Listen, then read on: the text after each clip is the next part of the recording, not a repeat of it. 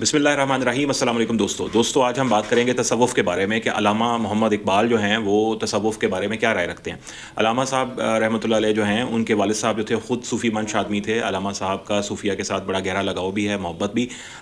वो सैयद हजवेर जो हैं हज़रत अली हजवेरी, उनकी तारीफ़ करते मदह करते नज़र आते हैं। और उसी के साथ अगर मुजद्दिद रफ़सानी रहमतुल्लाह अलैह जो हैं उनके हवाले से, निज़ामुद्दीन औलिया रहमतुल्लाह अलैह के हवाले से भी बहुत सारे ऐसे कसाइद मौजूद हैं जिसमें वो उनकी कसीदा ख़ानी करते हैं, उनकी तारीफ़ करते हैं, उनको अच्छे लफ्ज़ों में याद करते हैं, उनके बड़े मकाम की तारीफ़ करते हैं। मगर जो उनकी नज़म है तसव्वुफ़ के हवाले से, यानी जो इट्सेल्फ इस सब्जेक्ट के हवाले से है, वो नज़म बड़ी गौरतलब है। उस नज़म के अंदर अल्लामा मोहम्मद इकबाल जो हैं वो तसव्वुफ़ को अपनाने वाले लोगों को एक ख़ास तरह की तलकीन करते नज़र आते हैं और ये कहते हैं कि जो तसव्वुफ़ की तरफ माइल ज़हन है वो आज फंस गया है और वो पूरे का पूरा इस्लाम में दाखिल नहीं हो रहा, और ये चीज़ उनके अशार से वाज़े होती है। हम वो शेर जो हैं आपके साथ शेयर भी करेंगे और आप इसको जब देखेंगे कि अल्लामा मोहम्मद इकबाल तसव्वुफ़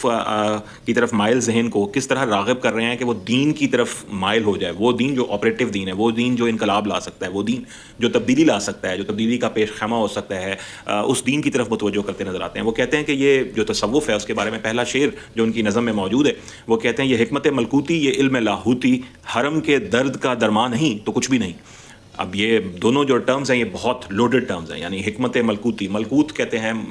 फ़रिश्तों का जहान, यानी एक ऐसी हिकमत जो इन तसव्वुफ़ के, यानी जो तसव्वुफ़ के राही होते हैं, तसव्वुफ़ के सफ़र के जो सालिकीन होते हैं, उनके पास ऐसी हिकमत होती है जो टाइमलेस होती है, जो गैब के हवाले से ऐसी वो मार्फत रखते हैं जो गैर ज़मानी जहत रखती है, यानी उसको आप कभी किसी ज़माने में कैद नहीं कर सकते। वो ऐसी बात करते हैं जो एक रासिख़ इल्म की निशानी होती है, तो उसको वो हिकमत मलकूती कह रहे हैं, यानी कि फ़रिश्तों के जहान से रिलेटेड, यानी एक वो जहान जो एक इंसान की नज़र से पोशीदा है, गैब का जहान। जिस तरह गैब पर ईमान ज़रूरी है, वैसे गैब से जहान से रिलेटेड ये इनका जो इल्म है या इनकी जो बात है वो बड़ी पुरहिकमत होती है, वो दिलों में तासीर रखती है। ये इल्म लाहौती, और वो इस गैब के जहान का कोई ना कोई इल्म का सुराग भी ज़रूर पा लेते हैं, यानी हिकमत भी उनके पास है, इल्म भी उनके पास है। लेकिन साथ वो कहते हैं कि हरम के दर्द का दरमा नहीं तो कुछ भी नहीं। लेकिन अगर ये सब चीज़ें, ये हिकमत मलकूती, ये इल्म लाहौती, अगर दीन के काम नहीं आ रही, अगर दीन जो है वो इससे अपने पिलर्स पे खड़ा नहीं है, वो सतून पर कायम नहीं है, दीन का इबलाग जो है वो उस तरह से नहीं हो रहा, दीन का प्रचार उस तरह से नहीं हो रहा, दीन का निज़ाम उस तरह से नहीं आ रहा, मज़लूम की दादरसी नहीं हो रही, तो फिर इस सब चीज़ का, चाहे वो हिकमत मलकूती हो, चाहे वो इल्म लाहौती हो, उसका फ़ायदा क्या है। तो इकबाल बड़ी गहरी चोट करते हैं सालिकीन के ऊपर, यानी वो लोग जो तसव्वुफ़ में दिलचस्पी रखते हैं, तसव्वुफ़ के साथ मुंसलिक हैं, वो ये कहते हैं कि चाहे तुम्हारे पास हिकमत मलकूती हो, चाहे तुम्हारे पास इल्म लाहौती हो, लेकिन अगर वो इस्लाम के दर्द का दरमा नहीं कर रही तो फिर उसका वो कुछ भी नहीं है। ये वो क्यों कहते हैं? देखें कि जो तसव्वुफ़ के जितने भी सलासिल हैं, वो जिस शख्सियत के साथ अपना रब्त कायम करते हैं, ताल्लुक़ कायम करते हैं और उस ताल्लुक़ को वाज़ेह करते हैं, वो हज़रत मौला अली शेर खुदा रज़ी अल्लाह तआला अन्हु की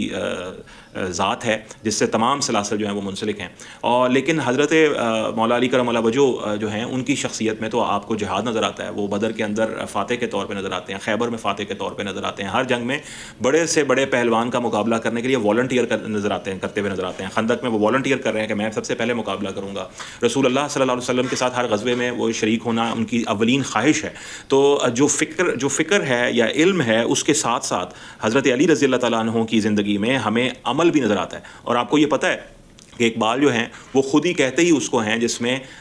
ज़ौक़ अमल हो, जिसमें सोज़ हो, जिसमें मोहब्बत हो, जो नियाबत इलाही पे शख्स खड़ा हो सकता है, जो अल्लाह ताला का खलीफा बनने का अहल हो सकता है, वही इकबाल का असल में मौजू भी बनता है वो शख्स, और वही शख्स जो है वो इकबाल का मुखातिब भी है कि नियाबत इलाही जो है वो असल में तेरी खुदी को तामीर करती है। तेरी खुदी में जब तक तू अल्लाह का नायब बनना, यानी अल्लाह ताला का जो खिलाफत अर्ज़ी जो इंसान को, आदम को दी गई है, जब तक तू उसका अहल नहीं होता, तब तक चाहे तेरे पास हिकमत मलकूती हो सो हो, चाहे तेरे पास इल्म लाहौती हो सो हो, लेकिन इस्लाम का तो दर्द जो है वो तू ना समझ सका है, ना उसके लिए कोई दरमा कर सका है। कुरान शरीफ में भी अल्लाह करीम फरमाते हैं कि इस दीन में पूरे के पूरे दाखिल हो जाओ। तो असल में इकबाल उसी तरफ हमारी तवज्जो दिला रहे हैं कि इल्म तसव्वुफ़ या तसव्वुफ़ का जो रास्ता है या जो इस पर चलने वाले सालिकीन हैं, ये बहुत बड़े लोग हैं, इनके पास हिकमत मलकूती भी आ गई, इल्म लाहौती भी आ गई, लेकिन तवज्जो करें इस तरफ कि क्या वो पूरे के पूरे दीन में दाखिल हो गए हैं? کیا پورے کے پورے دین میں اگر وہ داخل نہیں ہوئے ہیں اور اس سے دین اسلام کو فائدہ نہیں پہنچ رہا، یعنی اسلام ایز اے نظام فیلئر کی طرف جا رہا ہے، تو پھر ہم نے اس حکمت کا کیا کرنا ہے، ہم نے اس علم کا کیا کرنا ہے؟ آج کے دور میں آپ یہ دیکھتے ہیں کہ جہاں جہاں جن ملکوں میں جنگیں ہو رہی ہیں وہاں پہ مسلمانوں کو گاجر مولی کی طرح کاٹا جا رہا ہے، لیکن اگر وہاں پہ انہیں کے قرب اور جوار میں ایک ایسا شخص ہو جس کے پاس حکمت بھی ہو، جس کے پاس علم لاہوتی بھی ہو، جس کی بات میں بڑا اثر بھی ہو، تاثیر بھی ہو، تبلیغ بھی ہو، ابلاغ بھی ہو، جس کے اندر اقرار بھی ہو، اقرار بالقلب بھی ہو، تصدیق بالقلب بھی ہو، اقرار باللسان بھی ہو، سب کچھ ہو،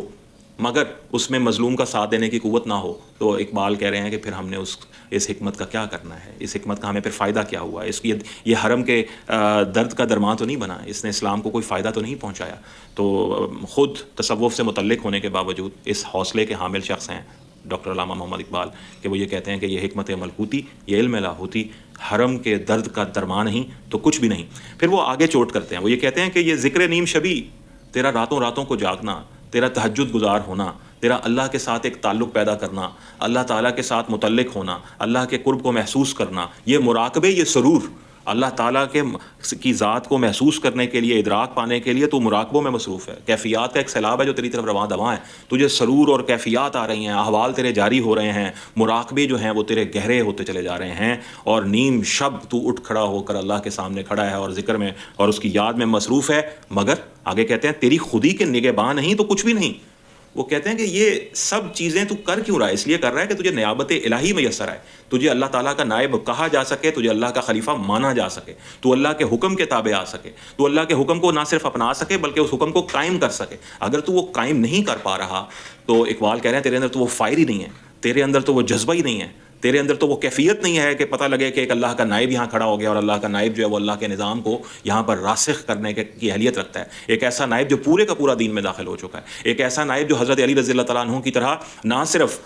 ذکر نیم شب کرتا ہے، نہ صرف وہ وہ احوال کا مالک ہوتا ہے، بلکہ وہ گھوڑے کی پیٹھ پہ بیٹھ کے جہاد بھی کرتا ہے، نظام قائم بھی کرتا ہے، دشمن کا مقابلہ بھی کرتا ہے، ظالم کے آگے کھڑا بھی ہوتا ہے، مرہب کا کلا کما بھی کرتا ہے، اور خیبر کو کھولتا بھی ہے اور نظام کو آگے چلاتا بھی ہے۔ وہ یہ کہتے ہیں یہ ذکر نیم شبی، مراقبے، یہ سرور، تیری خودی کے نگہباں نہیں تو کچھ بھی نہیں۔ تو اقبال خودی یعنی وہ سوز، وہ محبت، وہ ذوق عمل جو ایک نائب کے پاس ہونا چاہیے، جو اللہ کی نیابت کا حقدار بنائے، اس خودی کی نگہبانی کی طرف توجہ دلا رہے ہیں۔ یعنی خودی کیا ہے؟ میں نے لاسٹ ویڈیوز میں بھی عرض کیا تھا کہ یہ نیابت الہی ہے، یعنی اللہ تعالیٰ کا نائب ہونے کا اہل ہو جانا، یہ ذوق عمل ہے، یہ آرزو کی شدت ہے، یہ محبت کی کیفیت ہے، جو اللہ تعالیٰ کے ساتھ ایسا تعلق بن جائے کہ اللہ کا حکم فوراً ماننے کا آپ کو اہل بنا دے۔ اقبال اسے خود ہی کہتے ہیں۔ وہ کہتے ہیں اگر تو اللہ کا نائب نہیں بن پا رہا تو یہ ذکر نیم شبی، یہ مراقبے، یہ سرور، یہ حکمت ملکوتی، یہ علم لاہوتی کس کام کے عملہ؟ یہ کچھ بھی نہیں، وہ کہتے ہیں۔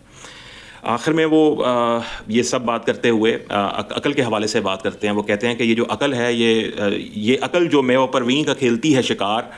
شریک شورش پنہا نہیں تو کچھ بھی نہیں۔ میں کہتے ہیں چاند کو، پروین کہتے ہیں ستاروں کو۔ وہ کہتے ہیں عقل جو ہے وہ تو ستاروں پہ کمندیں ڈال رہی ہے، وہ تو نئے نئے جہان تلاش کر رہی ہے اور ہر روز ایک نئے ستارے کو شکار کرتی ہے، لیکن اگر وہ شورش جو انسان کے نفوس میں یعنی انفس میں قائم ہو رہی ہے، وہ شورش کیا ہے؟ اسی رب کی طرف لوٹ جانے کی شورش، وہ شور جس کو وہ سنتا ہے کہ میں کہاں پہ ہوں اور میں نے کہاں جانا ہے اور میں کہاں سے آیا ہوں، انسان کی اپنی پہچان، اس کی ذات کا عرفان، اگر وہ انفس سے خالی ہے اور صرف ستاروں پہ کمندے ڈال کے ان کا شکار کر رہی ہے تو یہ بھی کچھ نہیں ہے۔ اور چونکہ اقبال کا تعلق تصوف سے تھا، اقبال کا گہرا تعلق، اقبال کی محبت جو ہے وہ بزرگان دین سے تھی، اقبال عقیدت رکھتے تھے، اور جیسے شروع میں ویڈیو کے عرض کیا کہ وہ ان سب کی تعریف بھی کرتے ہیں، تو اس بات سے تھوڑے پریشان ہوتے ہیں اور آخر میں اس کا اظہار بھی کرتے ہیں کہ میں نے تصوف پہ تنقید تو کی ہے مگر اس کا مقصد کیا ہے۔ وہ کہتے ہیں اپنی اس پریشانی کا تذکرہ کرتے ہوئے آخری شعر میں کہتے ہیں عجب نہیں کہ پریشان ہے گفتگو میری،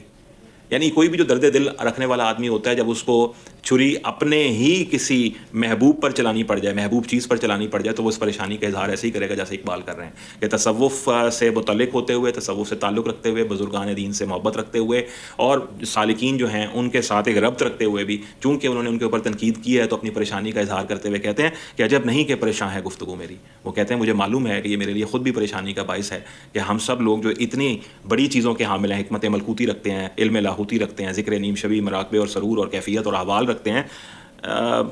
عجب نہیں کہ پریشان ہے گفتگو میری. میں ان پہ پھر بھی تنقید کرنی پڑ رہی ہے کہ ہم پورے کے پورے دین میں کیوں داخل نہیں ہوئے, ہم نے وہ سب کام کیوں چھوڑ دیے جو باقی بھی کرنے کے تھے. تو کہتے ہیں عجب نہیں کہ پریشان ہے گفتگو میری, فروغ صبح ہو پریشان نہیں تو کچھ بھی نہیں. وہ کہتے ہیں لیکن میں نے یہ پریشانی اس لیے مول لی ہے کہ ایک نئی صبح کا فروغ چاہتا ہوں میں. آپ نے یہ کبھی دیکھا ہوگا جب رات جا رہی ہوتی ہے اور صبح آ رہی ہوتی ہے تو نہ اندھیرا ہوتا ہے اور نہ روشنی ہوتی ہے, ایک پریشان سی کیفیت ہے کہ اندھیرا اپنی ملکیت جتائے گا یا روشنی اپنی ملکیت جتائے گی, کیا ظلمتیں ٹھہریں گی یا نور آئے گا. تو اس وقت ایک پریشانی کی کیفیت میں ان دونوں میں جو آپس میں جھگڑا ہے صبح کا اور رات کا, جو ظلمت کا اور نور کا, وہ کہہ رہے ہیں یہ پریشانی ضروری ہے. فروغ صبح پریشان نہیں تو کچھ بھی نہیں. جب صبح کا فروغ ہوتا ہے تو ظلمتوں کو جانا ہوتا ہے, نور کو آنا ہوتا ہے, اور انسان پریشانی سے ضرور گزرتا ہے جب وہ ریفلیکٹ کرتا ہے کہ میرے پاس اگر حکمت ملکوتی ہے, اگر میرے پاس علم لاہوتی ہے, اگر میرے پاس ذکر نیم شبی ہے, اگر میرے پاس مراقبے اور سرور ہیں, تو میرے پاس وہ جرت اور شجاعت بھی ہونی چاہیے جو ظالم کے خلاف کھڑی ہو جائے اور مظلوم کا ساتھ دے دے اور جو کلمہ حق بیان کر سکے تاکہ وہ خود ہی کی نگہبان بنے. تو یہ تصوف کے اوپر اقبال کی بڑی ہی خوبصورت نظم ہے جس میں وہ تصوف کو نہ صرف سراہتے ہیں بلکہ وہ تمام وہ کیفیات جو ایک سالکین کے پاس ہوتی ہے اس کو ماننے کے ساتھ ان پہ تنقید کرتے ہیں کہ پھر باقی بات جو ہے وہ کون کرے گا, باقی دین کا درما کون کرے گا, حرم کے درد کا درما کون کرے گا, اسلام کا سہارا کون بنے گا, پورے کا پورا دین میں کون داخل ہوگا. اسی تنقید کو انہوں نے اس نظم میں اپنا موضوع بنایا ہے. میں امید کرتا ہوں کہ ہم سب علامہ اقبال جو ہیں ان کے نہ صرف کلام کو پڑھیں گے بلکہ اس پہ غور بھی کریں گے. اسی طرح کی کسی اور بات کے ساتھ کسی اور دن پھر حاضر ہوں گے. اپنا بہت خیال رکھیے گا. السلام علیکم.